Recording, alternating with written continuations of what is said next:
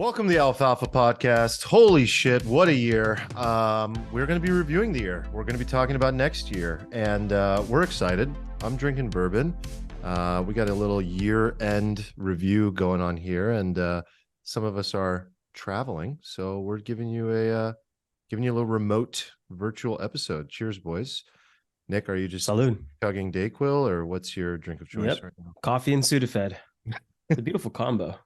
Although there is an overlap of caffeine, I just realized in those ingredient profiles. So should make for a fun recording. That's what I like to hear. Yeah. I actually did not know it had caffeine in it. I knew it made me feel like I wanted to run through a wall, but I didn't understand quite why. That's the meth. All right, guys. So we are, like I said, recapping 2022. We're going to talk about some of our biggest lessons. Excited to hear some of those. I do have some questions for you guys as well. And yeah, I think it's important to take a moment to reflect. It's been an incredible year. You can interpret that how you like. I think a lot of people would call it a shitty year when it comes to the markets, making money. There's been a lot of madness in the macro, the world itself. And I think we'll spend most of the time talking about our predictions and just generally like a game plan for next year. Let's bring our heads together and just talk about what the year might look like. And it's also been, I'm sad to admit I'm FOMOing a little bit. It's been a big week in the Discord, has it not? Huge week in the Discord. What's going on? Engagement through the roof. Yeah, the Discord's popping, huh? Yeah, we had a certain fella who was banned for some fairly egregious reasons a few months ago. Came back undercover, but he was quickly spotted. Did we identify it as a? was it who we think it was? Like, is this a? Almost certainly. I mean, my favorite was that somebody posted screenshots from a completely different Discord, where it's just like, "Hey there, so we noticed you have a lot of similarities to." Same exact thing. They called him out. Oh my! I feel blessed. He felt the need to come back. And I know, engage. To be fair, he was never actually banned. I just told him to chill the fuck out. He's self-banned. That's the best. It was a self-ban. We've had a couple self-bans. People, the public square puts you in place. Sometimes you got to know when to chill out. The be cool policy, just the be cool policy works pretty well. So every time we mention this, it's great because a lot of you listening, you're still not in the Discord, and you come to the Discord and you mention that, all right, you guys mentioned it again. And I was like, I got to come see what's going on. And I have to say, it's just an incredible community we have, people all around the world. The conversation is amazing. If you're not in Discord already, don't let that be a blocker either. We basically set up our Discord community to match the podcast. So it's like we got a lounge, and then we've got a money, politics, and life channel. It's amazing. It's honestly, it's the 90%, I think, really, of this whole thing that we're doing. So pop in the Discord, alfalfapod.com. Also follow us on Twitter. Our Twitter is absolutely amazing lately. We've got Rectum, our favorite GOAT community member, managing it, and he's just been amazing, and that's popping as well. And then last but not least, leave us a review, if you could, please, on Apple Podcasts and Spotify. And yeah. Maybe we'll read it out on the next episode. So let's kick off Alfalfa round. Who's got the juice to start? I have a little bit of. Okay, go, Steven. Yeah, sure. I have more of a question, so you go. That's cool. Yeah, not making any moves this week. I've thrown a couple trades out there. It got liquidated pretty hard the other day. That was fun. The price immediately reversed. I would have made a lot of money. So that was a good lesson in trading in illiquid markets. Markets are not fun right now. It's a ghost town plus Christmas. What was the asset? I longed BTC like right near the very bottom of that dump we had a few days ago. Did not adjust my stops to compensate for the increased volatility in the market. I got stopped out like $5 or $10, liquidated my whole position, and then we immediately V reversed and went up like 5%. So that was super fun. But yeah, I mean, I wanted to just bring attention to the listeners. Something we've brought up a couple I think beginning of next year. We like to talk a lot about our friend who doesn't know he's our friend, Chem Karsan, who's very well known for his commentary on options flows and volatility and the effect that they have on the markets, which I've learned this year is quite a bit, very, very large. And I know we talked a couple months back about how he was really bullish going into November. And this, keep in mind, was probably early October, mid-October, when people were very max bear. He told us that the setup with the way options was going to lead to crazy flows that would be bullish kind of coming into elections and towards December. And that was the case. We got a hell of a rally in the S&P. He also told us we're going to get a Santa Claus dump, which seems to be happening right now. So 2 for 2 on that. 2 dates to keep your eye on next year, according to him. Jan 10. It's apparently a big day for a reversal in these down flows. So if you're looking to take a little long swing trade, as I am, that could be a good time to maybe look to entering the markets. But then he's turning super bearish again pretty rapidly. I think on Feb 15 is the next day of doom.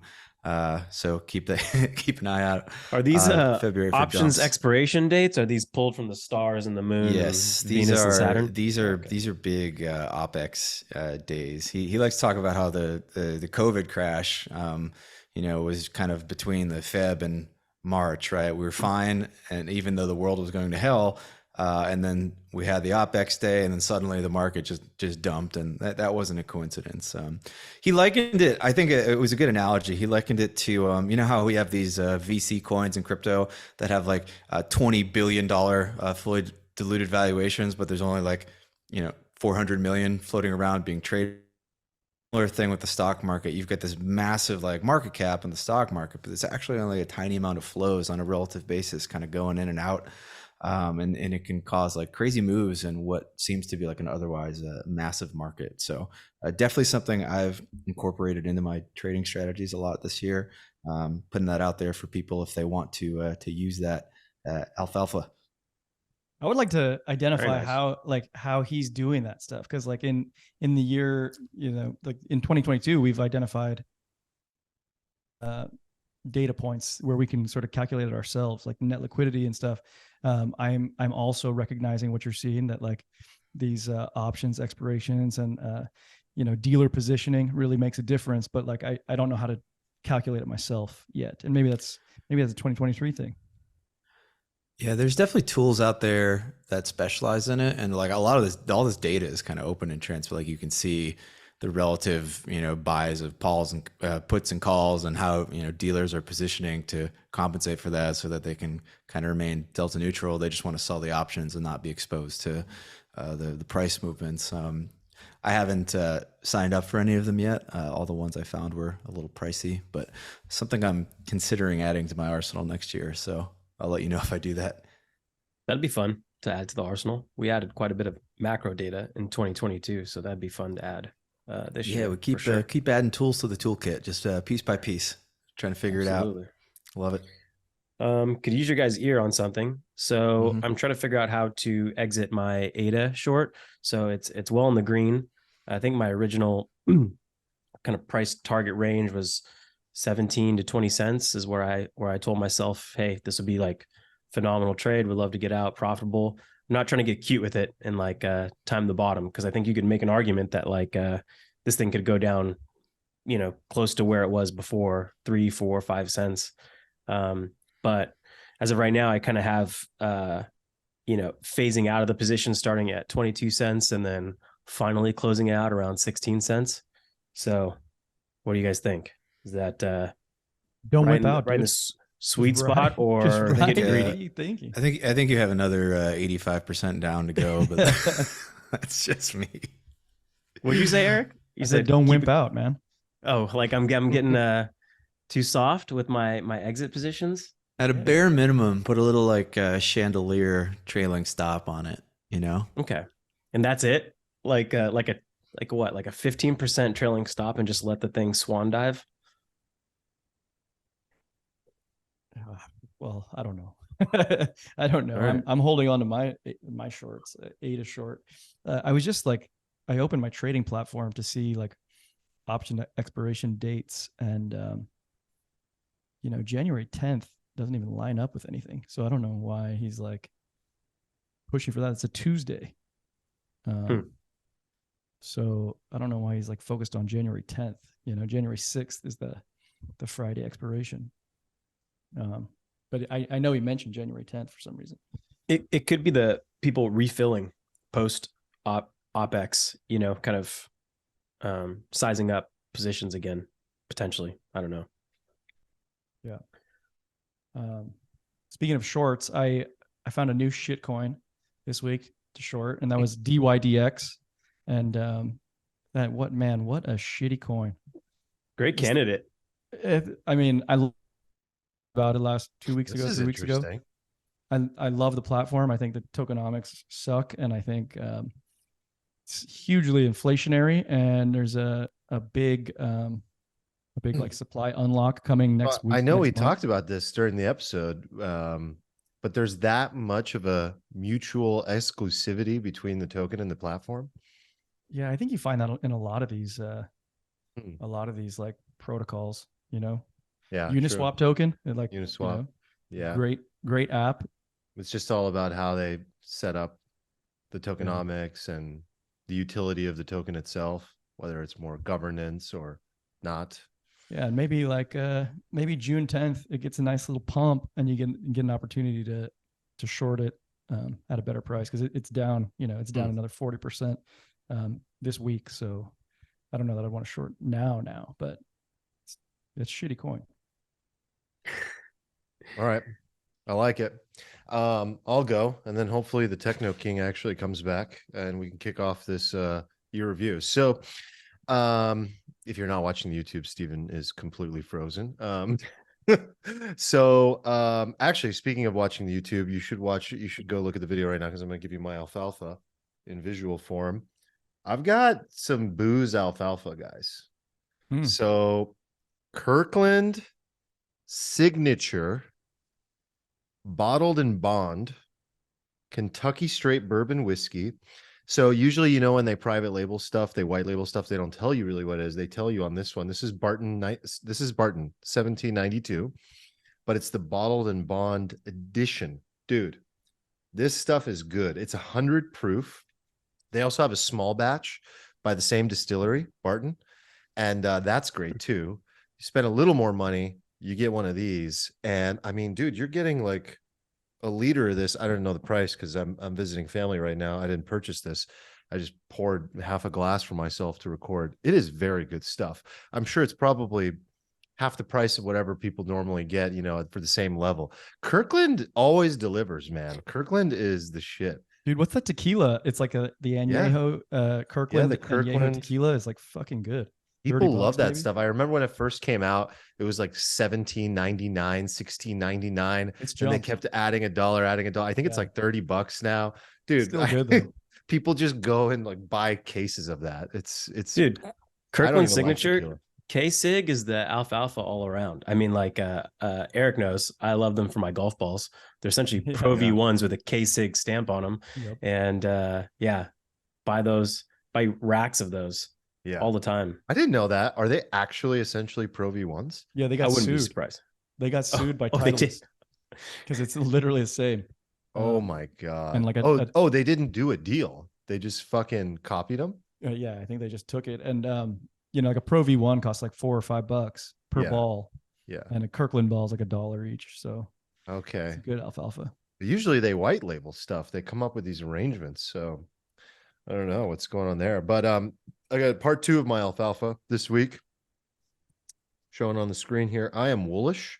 So is Nick. I'm wearing my woolish beanie. This is the Wolf Game NFT game. We are a year into this thing, because when we started this pod, I think it was one of the first episodes, we were just talking into the absolute nuances of Wolf Game, and we realized, we're like, guys, there's only like 500 people in the world that are going to know what we're talking about right now. We should probably stop talking Our about first this. 30 listeners were like, what the hell are you talking about? Yeah. But here we are, full circle. And a year later or something, the game has launched. this morning, December 22nd, 2022, launched for 3 hours before it paused. But I have to say, so absolutely massive shout out to the Wolf Game community and the shepherd himself, the developers, the people behind Wolf Game. My alfalfa for Wolf Game is this: Wolf Game is so brilliant in its execution in everything that they've done across the entire length of time that we've been watching the evolution of this platform. They approached it like true entrepreneurs. They came out with an MVP of a game, monitored the response, developed a relationship with a community, listened to that community, and have spent the last however many months. First of all, they got proof of concept. They delivered that MVP. The reaction was through the roof. It became one of the top NFTs in the marketplace, and this was at the peak of the bull market. So there was an absolute frenzy. The primary, there's different tokens in the game, but the primary currency of the game, wool, hit like 25 or 30 cents at its peak. And they've taken the time since then to go back to the drawing board and back to the development cycle and put a full game together. So it's been a long journey to get to this point. And if you ever spend any time in the Discord is incredible. Not as good as the Alfalfa Discord, but it's pretty damn good. And I'm just really proud of like what I'm very not so much proud, but I admire what these people have accomplished, because I think that they now have an opportunity in the depths of a bear market to create something really special. TBD if they will. I'm hopeful. I'm cautiously optimistic. And yeah, I mean, I've had various assets that I've bought and sold throughout this last year. I'm selling some now. I'm buying some now. I'm not, by the way, I'm not a gamer, so I will probably not be playing this game. I think Eric is. Nick probably will too. I played So this I'm curious morning. to Like I hear. played this Yeah. morning. As of right, I think you said cautiously optimistic. I'd emphasize cautious, because as of this exact moment, the game is shut down. They paused it because Yeah. there was some flaw or error. Yeah, 3 hours it was live, and then it just paused. Yeah, so I played this morning, early this morning. I got my lands set up and had my sheep out there gathering resources. So we're already starting to plot. Sort of some of our friends and Discord members are plotting our moves. It's been fun. Yeah, I'm gonna be watching and living vicariously through you guys. I just don't play games. The only game I play is called FIFA. So I for love me, FIFA. like, I don't have that thing to play the game, but I love being a part of it. So I will be living vicariously through you guys for sure. I think I'm curious, when this game and people can play it for a few days, how close it feels to like a strategy casino, because that, to me, that's the bull case for it. It kind of revolutionized the idea of risk on chain, where you can actually lose assets by making decisions. And I think, the cohort of crypto users that are active and engaged now love that. And we saw this with Axie, like if the number of active users increases over time, you could see the token wool increase. So I think that's like your best case bull case scenario, is it actually starts garnering new users. You need the token in order to breed assets, in order for the game to grow. And we'll see if that's the case. If it doesn't turn out to be so good, then it's basically just a player versus player who can sell off their assets fast enough at the best price, which we hopefully don't see. But I think it's a good little case study in what some of these games and how they'll launch and how they'll turn out to be. So it's going to be fun either way. Yeah, that's the part I'm most intrigued about, is that this is the pioneering platform for what may become the future of gaming. I know we've said that. So there's a lot of pressure, right, to like execute this in the right way. We'll see whether it's this one or something else, but cautiously optimistic for sure. Nick, why don't you give your alfalfa, and then you did. All right, we're ready. So let's dive in. So Stephen, why don't you give us a quick market recap of 2022 to set up this whole conversation we're about to have? Year of wealth building. Yes, wealth building. Well, as you remember, we started this podcast in retrospect at the top of a raging bull market, all bright-eyed and bushy tail trading our shit coins and our NFTs, and ever since then it's been a bit of a down only ride. We're down like 70% or so from a year ago on Ethereum. We peaked down like over 80%. It's hard to recall now, but there was a time way Jerome's going to raise rates that high, and lo and behold, here we are. So it's been a crazy down only year, but we're making the most of it. We've learned a lot along the way. I think hopefully you guys have had as much fun as I have. Yeah, that's one way to put it. I think it's been pretty damn depressing for a lot of people. Obviously we know you're kidding, but yeah, I think there's like a reality to just think about and feel and all uncover a little bit around how this past year actually was. Are there any lessons that we can pull out? Are there any funny things that we can, like, things that happen that we can look at in a funny way? Like, I mean, there's just so many ways to look at this whole thing. And then I think obviously focusing on how to extract the value of what happened to turn it into wisdom for next year. Yeah, well, there's a saying that somebody said in finance, who I can't remember, but it goes something like you don't learn anything when you're making money, and I think that you're just a genius. Everything you do works. There's no need for reflection. So it kind of sucks that a lot of us are down so bad. But the flip side of that is that it's a good opportunity for us to actually reflect on what's happening, and try to draw some lessons that can make us do a little better in the future. Well, so one thing for me, when I look back, this year for me was like a huge opportunity to learn about macro. Like the macro side of finance was just never part of my repertoire. I was always like a bottom up analyst. And this year I learned so much. And these are like, we've talked about this on like, almost 10 podcasts now, but like going through this downturn that was all driven by monetary policy, that was a huge learning lesson for me. And I want to make sure to give us a little bit of credit, in terms of the groupthink between the four of us. Cause I believe in, Steven, you had particular credit at the end of 2021, calling the year of 2022 going to be horrible for crypto. Predicted doom. That was your prediction into 2022.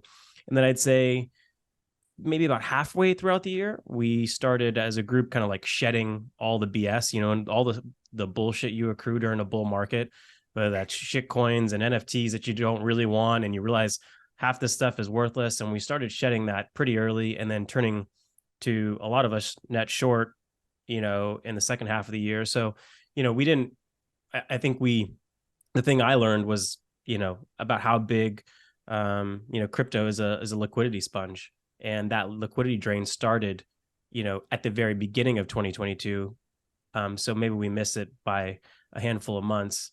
But I don't think we did too bad. We're not calling, perma bulls calling for 10K ETH all the way down. So I'm really proud of that. Actually, I'm really proud of, like, obviously the market and all those things have been very difficult for people, as you said, but I'm really happy about the way we showed up on this pod. The nuanced discussions that we had, our ability to stay pretty objective most times, our ability to not let our own bag bias dictate the discussions, our ability to actually look at things for what they are and ultimately play this game beyond even just crypto and say, where is the alfalfa in the entire sector of money and wealth creation? And that takes a lot. That takes a lot of wisdom. That takes a lot of emotional intelligence, actually, to really step into conversations and go, maybe we need to do an episode on real estate. Maybe we need to do an episode on macro. Maybe we need to look at the reality of this proof of stake system and actually address some real existential threats and look at how this might affect the allocation that one might hold for the long run. I mean, so many really good moments and conversations. And of course, many mistakes that accompany those conversations. I mean, I made plenty of mistakes for me, what this past year represented was the first year in which I realized, for the most part, that I could no longer be a passive hodler investor who's buying VTSAX and VTI Vanguard index funds as a large percentage of my portfolio, and then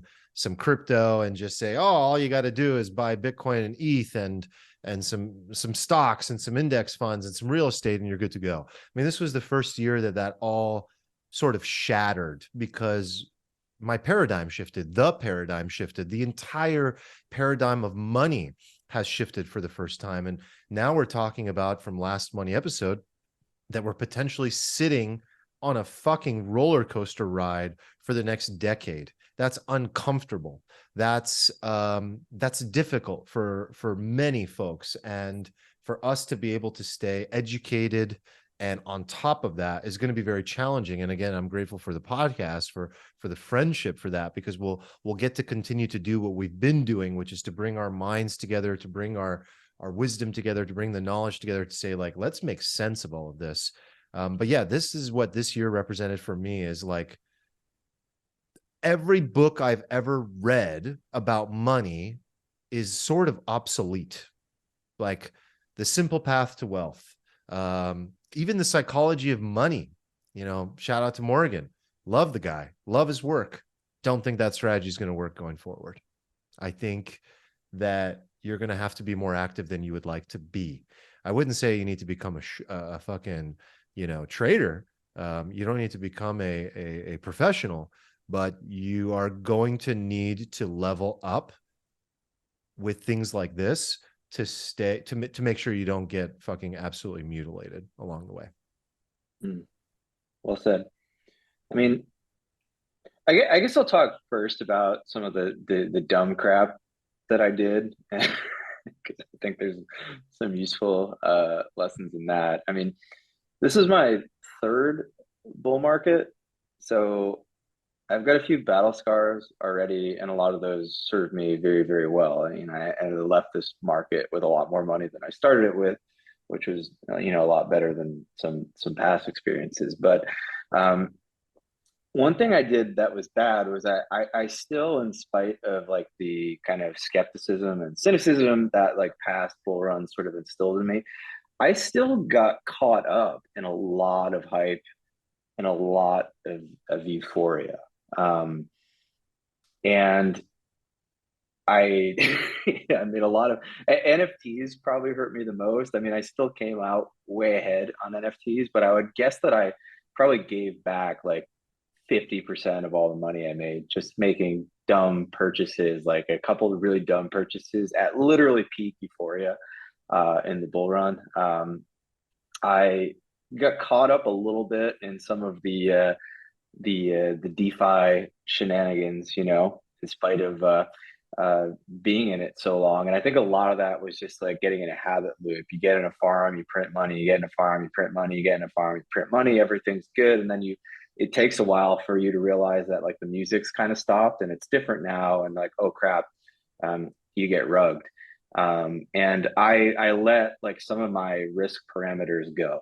Like I came into it, like, I'm not going to put more than 1% in a project like this, or even though, only 1% of my project is in here, actually underneath these 5 projects is like the same coin. It actually have 5% in, right? Stuff like that just like slipped away. And I lost like hundreds of thousands of dollars to rugs in the spring. I got rugged like all over the place. And it was just like a complete self-inflicted gunshot wound that just happened due to like my own complacency, right? So I'm moving guys, forward, writing rules, never doing it again. So I want to talk about this because I think this is an opportunity to turn this into wisdom. What is the cognitive dissonance there, guys, where it's this time it's different? Because Stephen, I'm telling myself after this being my second bull run that my third is going to be fucking perfect. That I'm just going to show up and make all the right decisions. Like I believe that wholeheartedly right now. I'm like, I know all the patterns. I can see the game. I'm going to show up next time and just profit like a motherfucker, and it's going to be great. But you're telling me this was your third time, and still you suffered some of the same patterns. I'm curious, what is this issue with falling? Why are we so susceptible to the euphoria? Why do we buckle and just completely collapse in the face of the euphoria? Is it, why do we ask, why does our brain say this time is different? We just get, we're social creatures. I think crypto is a very social thing. So it's this like lethal combination of greed and herd mentality that really like has like gasoline poured on it with like the Discord and the Twitter environment, and you just get in these bubbles and you all like jazz each other up, thinking that like, oh my god, like we're all gonna make it, you know, wag me, wag me, wag me. It turned out that wasn't exactly true. But I would say another thing isn't necessarily that I made the same mistake over again, but there were new things. Like there wasn't farming in the last bull run. There were no protocols on Ethereum in the last bull run. You just bought coins and held them in an exchange wallet, and then you sold the coins. It was simple. So the level of complexity in this bull run, if you think about it, like we went from just buying and selling exchanges on Cryptopia, buying and selling coins on like, you know, these crappy exchanges, to like having DeFi and NFTs and as if the NFTs weren't like complicated enough, we made games out of them. And then the games became these elaborate DeFi Ponzi casinos that obfuscated all this stuff. So like there wasn't really a framework to take into this, like unless you were like a really super smart, savvy veteran person from TradFi, right? And then maybe some of these elements of risk management, you spot some of the similarities, but like most people in crypto aren't like that. Most people are just young and like just kind of winging it. It's very Wild West. And so a lot of these mistakes, even though they were new to crypto, were actually sort of mistakes humans have made in the past elsewhere, but we're just kind of all making them, you know, for the first time in crypto. And FOMO is such a big factor there, right? Because there is a real there is a reality that if you mint the right projects or you got involved with the right games, that you could literally make life-changing amounts of ETH.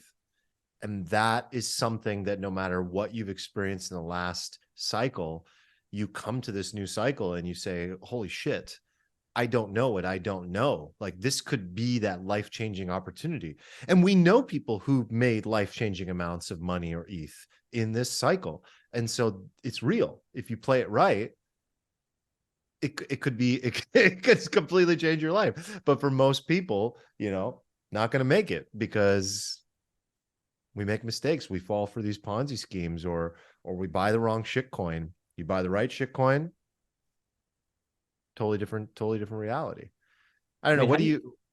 I'm curious how you guys measure the success of going through a bull market. Like, what's actually the stated goal or outcome of entering a bull market? And I didn't think I realized that at the end of a bull market, the goal should be to have a lot more cash than you started with specifics on cash, not the value of your portfolio in ETH or in shit coins or in NFTs, cash. With the idea being you exit the top of the bull market with more cash than you started with so that you have cash to buy it. And I don't think I kind of understood that. I think I was, Stephen mentioned a previous lesson from a previous bull market, which he learned, and I'm learning in this one, kind of like Armand said, is that I just know that my total portfolio value will go up and I can ride these swings because I'm in it for a long haul. But you could quickly see that, especially in a volatile asset class like crypto, that it is quite suboptimal to do that. And especially if you're as active as, say, we are, thinking about it every week, and you might be able to spot some cyclical moves, it kind of makes sense to actually move into cash during a bull market, which is really scary to do because you're basically admitting that you're going to deny yourself upside. And so it's just like, it feels almost impossible to do during the middle of it. But yeah, maybe if we remind ourselves that is the stated goal, or at least how I kind of figured it to be is the I experience of going wonder, through a bull market. because yeah, you have to literally sit and just bathe in your FOMO. But I wonder if you can replace your FOMO with fear itself. Like if you can reconfigure your brain to say, I could come out an absolute loser at the end of this bull run. And the fear, the driving force becomes that.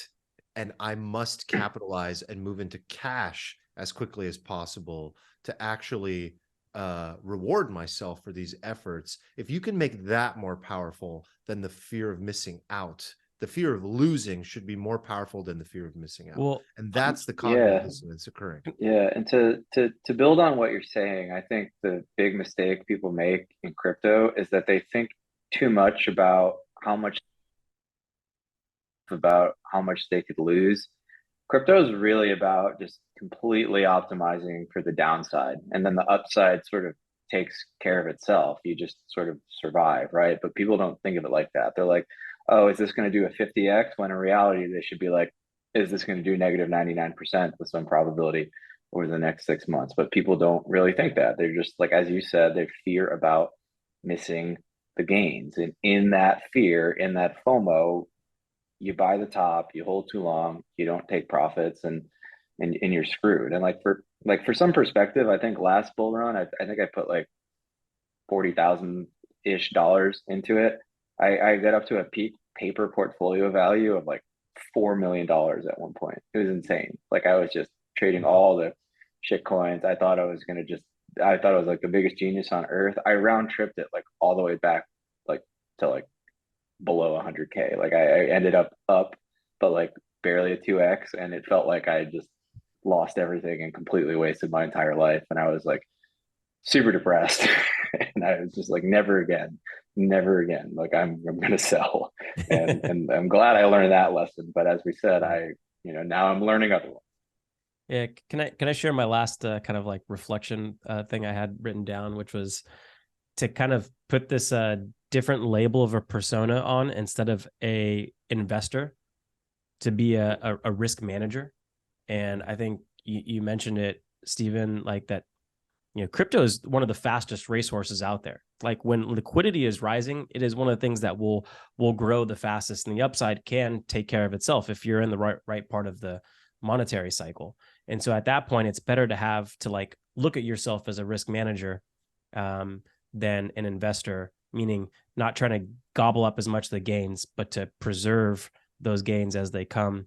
And I kind of wish I would have had that hat on, in 2021 and 2022, looking back. So as I'm listening to you guys, I'm like hearing it, and I'm thinking back, I'm thinking, putting myself in my own shoes from this past year. And it's not that easy even for professionals, because like we have outside pressures too. Like if we're not getting all the gains that the market's getting, then clients are up our ass being like, well, what are you doing, dude? Why am I paying you?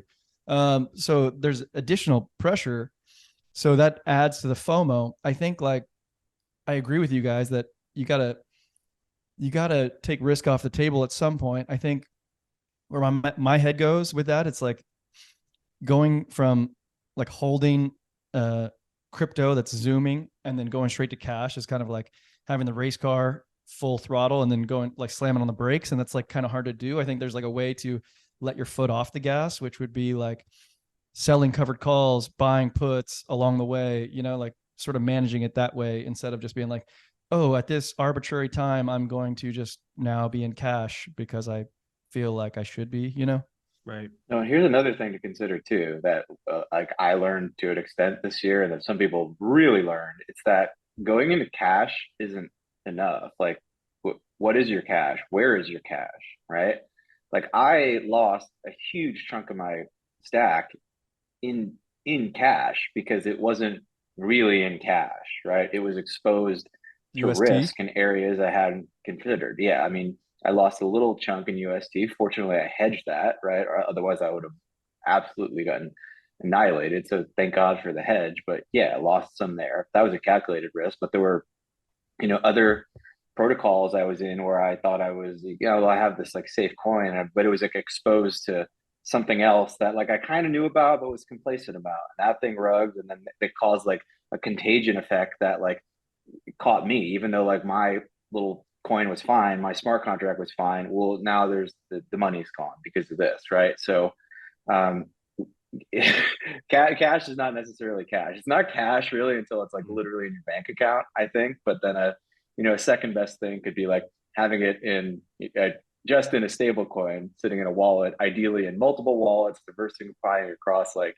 private keys and that sort of thing. There's a lot you can do to really protect yourself if you're super hardcore.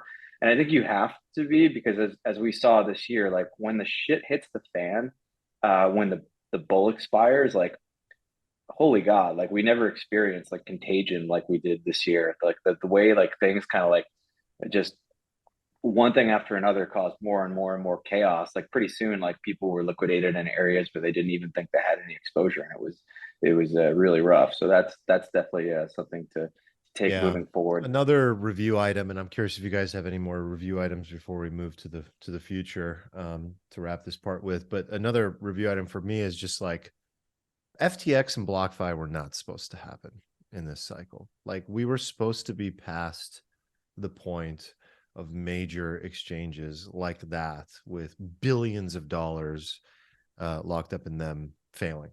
And yes, we can discuss why that happened, and that isn't a fault of crypto, but rather humans, which I agree with. But still, like it still wasn't supposed to happen. We assumed that we were past the stage of these sort of like malfunctions, and it was sad to see that happen, because I know people that I told to get on BlockFi, and I know we all did, because it was the best game in town, and or people that we maybe knew or didn't know that had immense amounts of crypto or dollars or whatever on FTX or whatever else it might be, Celsius, and it's gone. And they came to crypto because they saw this as the savior of Rome, and it instead just fucked them, and that's sad. And I just want to acknowledge the pain there for a lot of people. I don't know what the lesson is. I guess the lesson is nothing is safe. Maybe not even next time, Just be careful. Yeah, be careful is really the.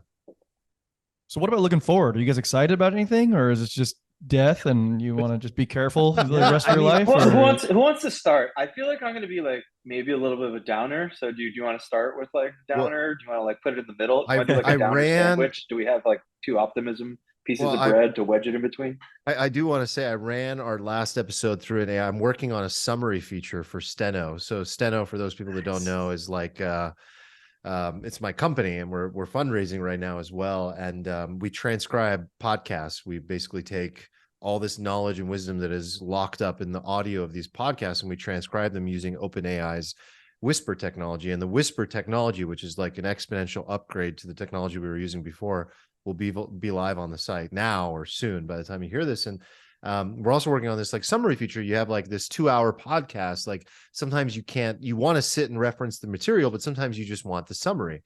And I'm comparing different tools to do this with. And I ran our last money episode specifically through Assembly AI's tool for summaries, and it was like 83% negative sentiment, and probably the last half an hour has been all negative. So I think we should definitely try to go at least a little bit into the positive sentiment territory. Thought you guys would enjoy that. But yeah, maybe 2023 will. I guess my question is, will 2023 have more positive or negative sentiment overall? Would you guys guess? It's going to be a roller coaster. I feel like, Eric, to answer your question, I feel a little more excited just because I feel a little more informed, and I don't know if that's misplaced, information or knowledge, but we'll find out. But I guess looking forward to 2023, I'm kind of looking at like a framework of, I'm looking at the direction of liquidity, the direction of growth and or not, maybe declining growth, aka maybe recession, and then the direction of credit. So those three things specifically. So in my mind, like liquidity will continue to go down, and that means that that's the closest thing tied to asset prices. So we will, I'm looking for ETH and other asset classes continue to decline in price, and then maybe start to see like earnings declines in Q1, Q2 coming up. So going from slowing positive growth to maybe negative growth. And maybe that leads us into recession in the middle to late of next year. And then the next thing to look over after that, after we start seeing that kind of declining growth for me, is some kind of credit-based trigger event. US seems pretty strong compared to Europe and China. So maybe it happens in somewhere like China or Europe. But it could also happen in a part of the US. I think we might get like a whiff of how bad deflation really can get and why it can be so destructive. I saw some stats on like the used car market of how like used cars are starting to, the prices are deflating and they're underwater on the loans. So that would be like a really, prime example of how bad deflation is. Your debt stays the same and the asset prices keep going down and get underwater. I don't know if that's going to be like the credit event that triggers a potential pivot and liquidity going up again. But I guess that's how I'm looking at it, is like, what direction is liquidity go in? Then, is growth going to start to decline? And will that trigger a credit event, which then leads you back to the liquidity part? Is that going to keep going down or go up because there's a liquidity trigger? So not like hard predictions either way, but just kind of like maybe a framework to kind of events and phases to look out for is kind of how I'm looking at it. Mm-hmm. I don't know. Was that too negative for you, Steven, or are you going to go even more? It's gonna be worse than that. Yeah. Okay. I have optimism. I don't know if I should stay to the end because I'm Oh, optimistic. you should save it for the end if you're optimistic. Okay. Or you could just roller coaster it, mix it up, go back down, like take people for a ride. Yeah, we're gonna go down, up, and then down again. Down. We're gonna go up and then down and then up and then down. No, like I kind of think next year is mostly going to be down only. I'm like very partial to the idea that we go up at the beginning of Q1. That makes a lot of sense to me. But I don't really see why we keep going up. I also think the thing that would be like the best for the market, like especially if you're a crypto investor, like what you really want is a credit event. You want some systemic collapse to happen, because if it's really, really bad and you're in cash for it, well, it just basically means that money printer gets turned back on and you get to buy a bunch of assets at the bottom. And like, you waited out a year of a bear and it was kind of rough, but like whatever, you just scooped up some $600, $500 ETH and now you're off to the moon. That's what everybody wants. Or I think everybody wants some like miraculous, like, great deflation and Goldilocks trade, which I also just don't really see happening. I mean, obviously these things can happen, but I just don't see it. It kind of feels like the most plausible outcome is that we get a recession like towards the end of the year, but like maybe it's not even that bad. So there's not really any catalyst I can see for inflation to come down. And because there's not really a catalyst for inflation to come down, there's no reason for the Fed to really lower rates or stop QT. And like we're trading liquidity right now. Like as much as we want to talk about all these magic ETH tokenomics, and they are true on a relative basis, like on a relative basis, if crypto is going down, it doesn't matter. And if crypto is just a liquidity trade, then in that type of environment, we just kind of go down only. So I could see like maybe some events here and there, but mostly like a year of just bleed, I think. And that would probably be the most painful thing to everybody, because what's most painful is just having to wait. We're like a very impatient culture now. Like the idea that we have to wait for I've noticed this with investing lately, is everybody's sense of time is so warped. Like, oh, it's been so like, oh, we're going to go up now. Or this guy, people can't wait like a week for like a thesis to play out, or a month, never mind like 2 years, which is what, so that's the rough outline of what I think is going to happen. I still like, to me, I still see froth in the system. I think the froth is exemplified by like crappy altcoins. I think it's insane to me that like stuff like Amazon and Facebook has like retraced its COVID lows, and Cardano is still like 80-90% from them, right? I really think that we lose like another 80% or so from here on like the total three, basically all the altcoins besides Bitcoin and ETH. Like I kind of think that's like my base case. Like basically like a bleed off until late summer. Like I could make an argument for crypto and maybe like front running the bottom of a recession by a couple months or something. So that makes sense to me.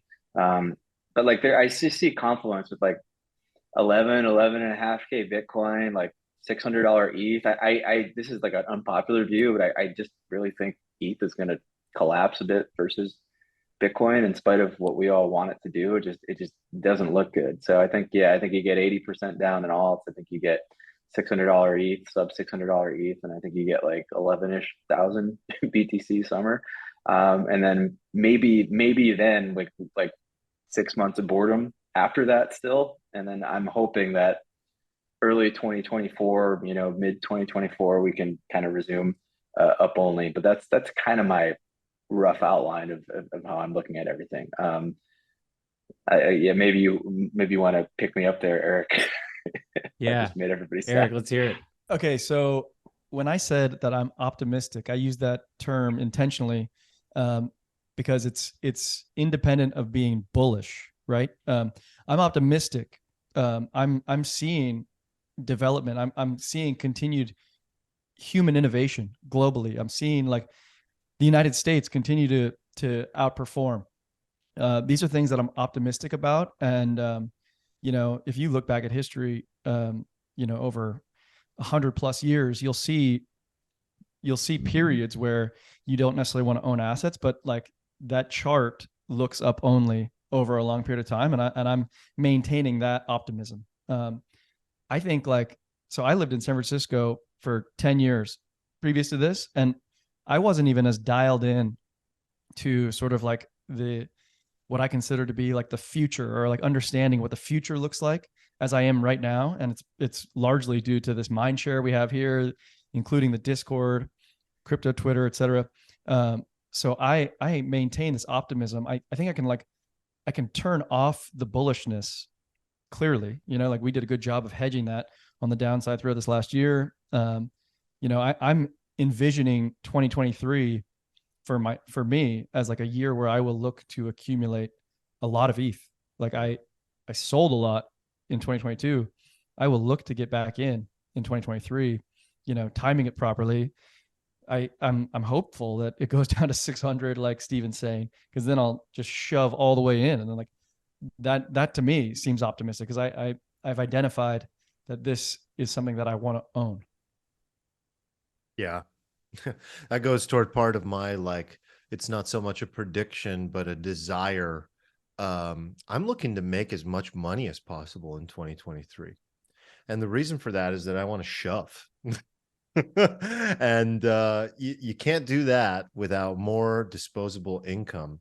And fortunately and unfortunately, like, grateful for the lifestyle I live. I live a very ridiculous lifestyle in San Diego, and spend way too much money on too many things that should not cost that much money, being in you're California. ridiculous. Yeah, it is ridiculous. Like, the overhead is actually ridiculous.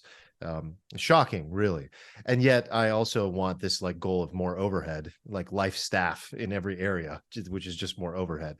But that said, that causes me to need to generate more and more personal income, and I want to shove more of that into things like ETH and BTC. For me, what this last year represented was the year of shock. And I think that, as Steven said, there are so many people that just want to see recovery and up only from here. They want to, okay, we bled enough, we suffered enough, like, let's just recover now and go back to the way things used to be. I think 2023 for me, and I look at things on a much longer time horizon than I think most of you do, than you guys do. And the way I see it is just like a couple years of boredom, just sideways, and yes, there will be plenty of things to do during next year, and there will be opportunities for sure, but I just see a lot of boredom. I see a lot of sideways action, a lot of like oscillating in a very small window, somewhere between where we are now, the 1200 to the 800 region. For a while, I could see us going up to 1500, 2000. I could see us going down to 500. But to me, it's all still sideways in the grand scheme. And I think what that creates is the opportunity for creation itself, for building. And where I see the majority of people's focus and energy going is toward building and getting busy with building the future itself. So that's what I will be doing. I see a lot of opportunity in Web3. I see a lot of opportunity in AI.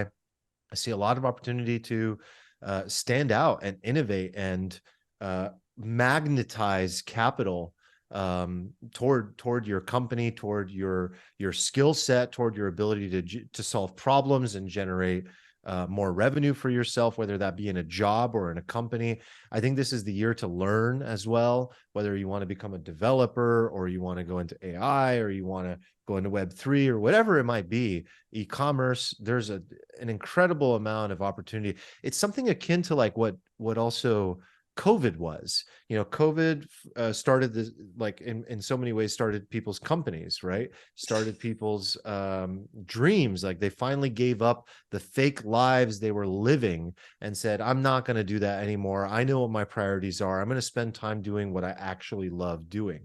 And I see next year being something similar to that, where people are just like, what am I doing still? Like the inflation is through the roof in so many countries around the world, in particular in America, and even in America, and yet I'm in the safe boat. So what am I doing if the rest of the world is collapsing? And obviously we have listeners all around the world, so we know many of them will be suffering, and that's difficult. So I see people getting smart, and I see people building and preparing for a future of uncertainty. And I think the best way to do that is to put yourself in the right position to extract the maximum value. So I don't know what the market's going to do. I'm not a macro expert, but I know that my personal goal is to make sure that I'm in the right position for the next decade. I'm not talking about the next year. I'm talking about the next decade. Can I think about ETH in particular really quickly? Like in 2023, Discord user Rizzy has sort of pushed me to be more data driven and be more concrete in my forecast. So what I'm picturing now is like a return to the 4K level for ETH would signify that ETH is 50% larger than Visa.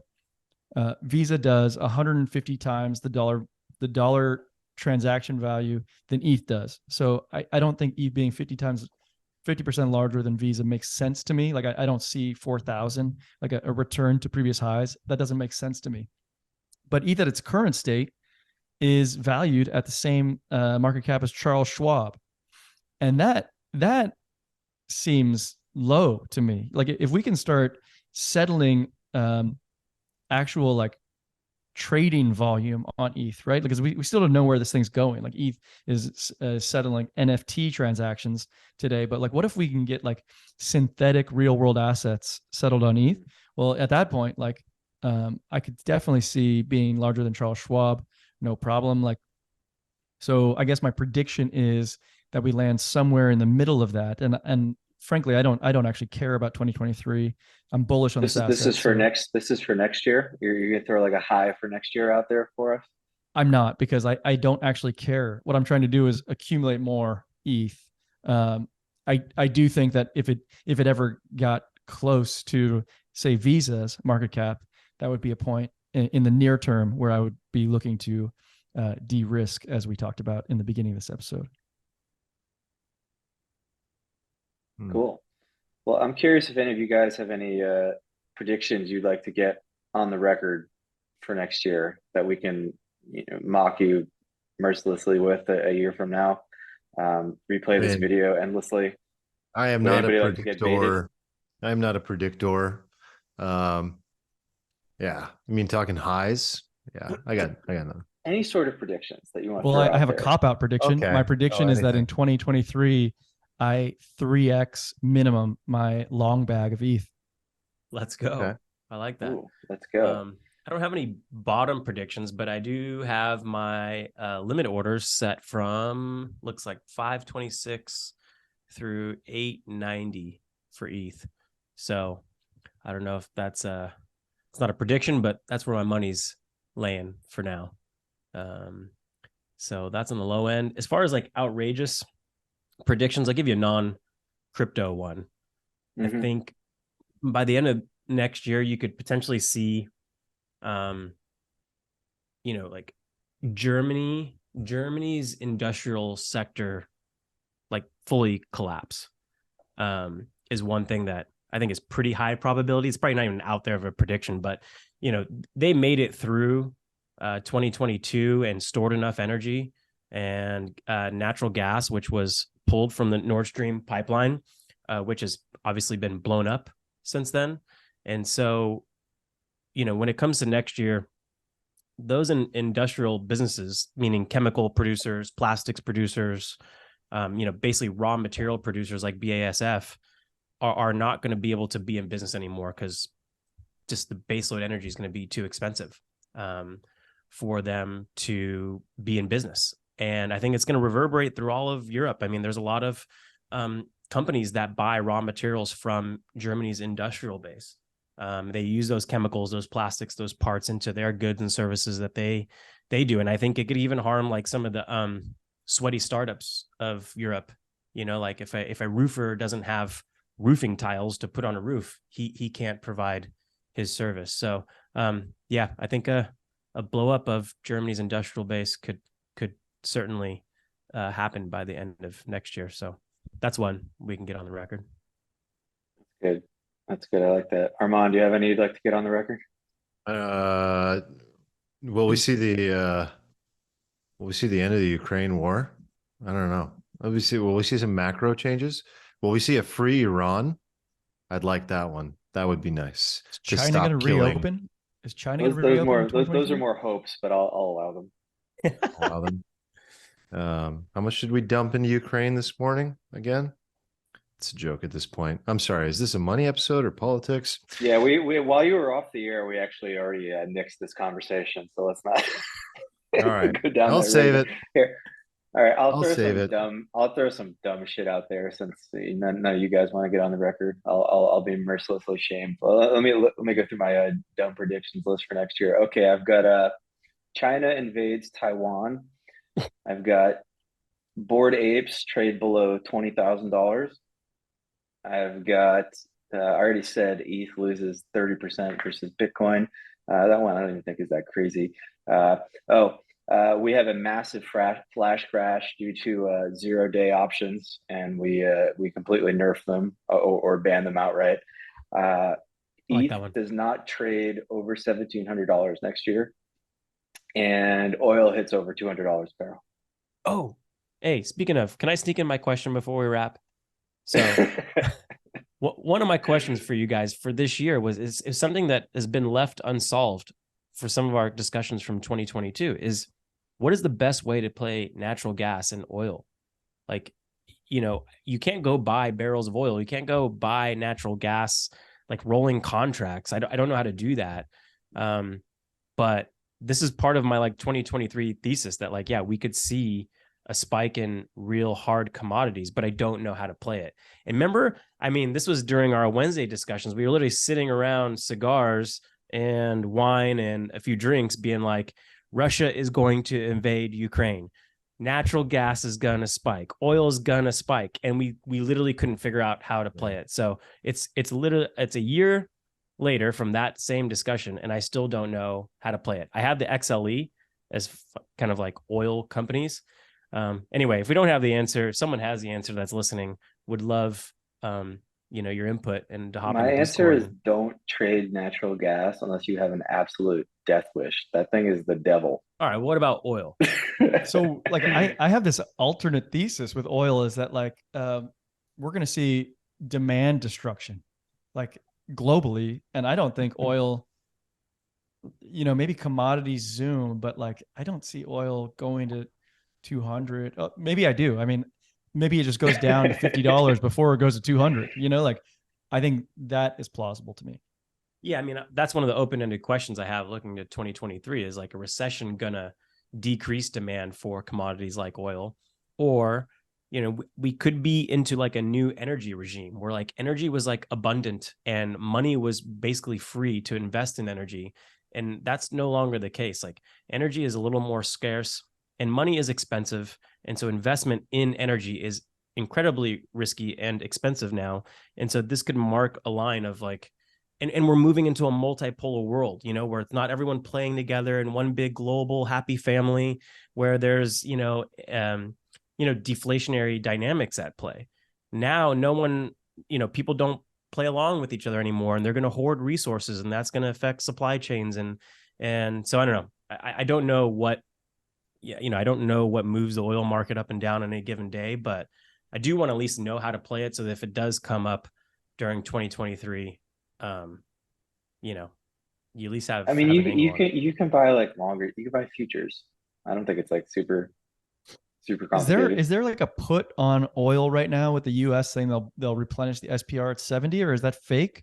Like, because it's I mean, it seems to have worked so because I mean, it bottomed right at 70, 71. Well, I'm actually thinking back to our previous analyses of like the Ethereum Foundation dumping ETH, Elon dumping Tesla. Like if the US is drawing down their reserves at $80 a barrel, like do they know that they're going to pick it up back at like $30 or something? Like, yeah, I don't know. I don't know, but like that seemed like a good trade with Biden, covering the floor underneath you. I wish I took it at the time. I mean, I guess I can still buy some more. I've been meaning to buy a crude oil's little bit like of oil. 78 right now. It's not that far. Not that bad. Not that bad. Oh, I forgot one on here. Solana sub $3. Oh yeah, Coin Mamba vindicated. Wow. Would you buy? No. I would think about it. It would depend on the. Yeah, I'm short. things. I'm short Sol. It's like it's the unimaginable. It's just the full negative 99%. Let's do it. Such a happy trade. The Sol brother is short Sol. Yeah, man. With the FTX. How does the Sol sister feel about that? Well, she's wrecked. So Sol wifey. The YouTube channel shut down. She wrecked. Well, Sol wifey learned a valuable lesson about shitcoins and a whole bunch of other stuff this bull market. So nobody ever referred to Solana as a shitcoin. Well, so not for a while. At least the Sol sister has become a bit of a Bitcoin maxi. I hadn't discussed that with you guys. This is how Bitcoin maxis are made. This is how they're made. Yes. Yeah. Yes. I like that. All right. When laser eyes. All right, save it for politics, guys. We got 2 more episodes to do. We love you, everybody. That's a wrap. See you in the Discord, alfalfapod.com. Merry Christmas, everybody. Merry Christmas. Happy New Year. Happy holidays. Happy Hanukkah. Are we doing Kwanzaa? I don't know. But have a great Everyone has weekend. Everyone has one friend that celebrates Kwanzaa, right? Happy if not, Festivus. go find one. Yes. Festivus. For the rest of us. For the rest of us. Thank you. Happy Yalda, longest night of the year, the winter solstice, the Persian celebration. That was last night. You celebrate that. Wow, that's dark. Oh yeah, like a true Persian, man. All right, guys. That's a wrap. Peace. Peace.